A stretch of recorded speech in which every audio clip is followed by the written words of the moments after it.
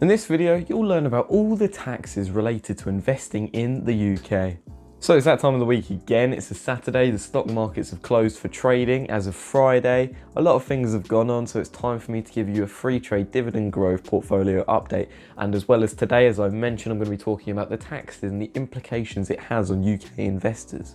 Disclaimer, I'm not a financial advisor. If you seek financial advice, please see a licensed professional. So it's been quite a bumpy week for the FTSE markets, and my portfolio is currently down about £20, and it was around that before, but I've added more positions. And interestingly, we've got a very, very high performer, and I'm very happy with the company I own, although I wish I could have bought more of it, so I'm going to wait for it to dip more.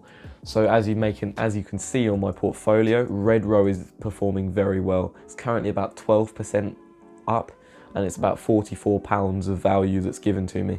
However, Aviva is underperforming quite a bit and has pretty much negated that bonus that Redrow has given me. But that's fine, that's the point of diversification.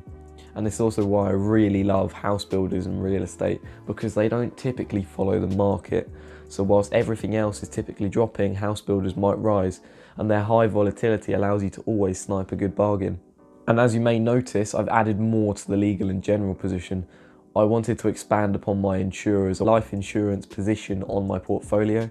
I currently don't want to expand it to banks, so that's my current financial diversification, and I'm definitely going to be increasing their positions, so forth. Unilever is also a position I plan to add money into. The position currently doesn't have that much allocated to it, and I really want to up my consumer sector. I've gone for the more aggressive stocks now, as you can see in my portfolio. I want to go more defensive. I have National Grid, which is also a defensive stock, but the price is a bit of a premium at the moment. So I look towards Unilever. I want to diversify further, and in the coming week, I'm definitely going to be putting in a large lump sum, and I'll talk about how to invest a lump sum in the market. I'm probably going to invest a lot of it, because I've got money on the side to reserve if I need to as well. Lastly, 10% of my portfolio is now allocated to cash. This is a position that's going to go down over time, and I'm likely only going to have a cash holding of about 2 or 3%. So it does mean I'm going to be doing a lot less purchases from now on, providing I don't add this lump sum in the future. Okay, so in the last video, we had a viewer named Carlos, and he asked this on the video. Can you make a video on the tax in the UK, i.e. from buying stocks and tax related to dividends? So thank you for the comment, Carlos, and that's what I'm going to be doing today. So there are 3 main topics to cover in the tax region. You've got the allowances, you've got stamp duty, and you've got the W8BEN form and US taxes. Firstly, as a UK investor, you get allowances out of investing inside of an ISA. I personally invest in an ISA, and if you're interested on how a stocks and shares ISA works, click the card at the top right of the video. But now I'm going to continue on with the taxes. Outside of an ISA, you've got 2 main allowances. You've got capital gains tax allowance and dividend gain tax allowance. So what are they? So capital gains tax allowance is based off of any profit you've made from selling your shares. And that allowance is for the years 2020 to 2021 is £12,300. You bought a share of HBC for like 50p, right? And then suddenly you've sold it for £8, and you did this on many shares. Eventually you're going to go over that allowance. However, if you're just a small-time trader and you've got less than, I don't know, 10,000 in the account, and you're not actively buying and selling, you're only really selling once per year, you're likely to never go over that allowance. However, it is worth noting that as your tax band changes, so does your capital gains tax. So as a basic rate taxpayer up to, I believe, up to 50,000, you'll have a 10% capital gains tax when you go over the allowance. And obviously that's based on anything that does go over. Do bear in mind that capital gains tax does actually increase your overall earnings and income. So it may push you into another tax band. It does scale up, so it'll be 20% for the higher band, and I believe 30% for the additional rate tax band.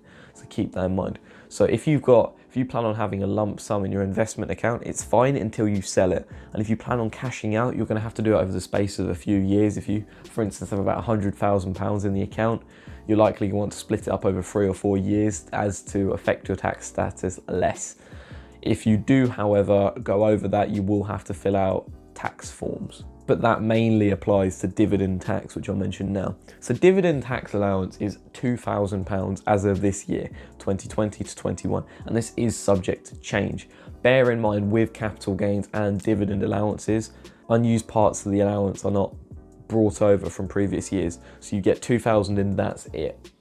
So yes, as I said earlier, this will increase your overall income. If you're earning £4,000 in dividends and you're getting, I don't know, you have a salary of £48,000, that will push you to £52,000 earning in a year, and that will push you into the higher rate tax band.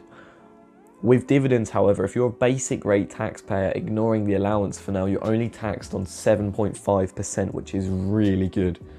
So it does mean that perhaps you stop working and you've retired, dividends won't be taxed as much and you'll be able to live off of it better, but it will affect your working life and reduce the compounding. So I definitely recommend an ISA.